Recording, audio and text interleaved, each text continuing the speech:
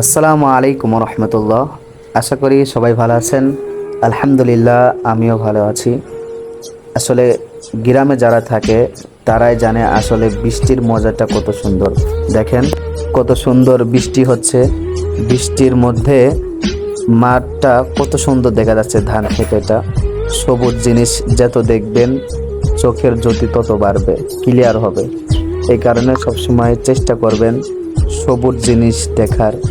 যারা গ্রামে থাকে তারাই আসলে গ্রামের মজাটা বোঝে, আর যারা শহরে থাকে তারা তো আর গ্রামের মজাটা বুঝতে পারে না।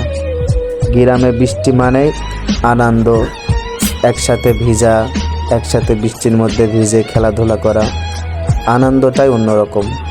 এটা অবশ্য শহরে যারা থাকে তারা কিন্তু আমরা পাই না, অথচ যারা গ্রামে থাকে তারা কিন্তু এই আনন্দটা উপভোগ করতে পারে। এই কারণে আপনার হাতে যদি সময় থাকে গ্রাম ঘুরবেন বেশি বেশি।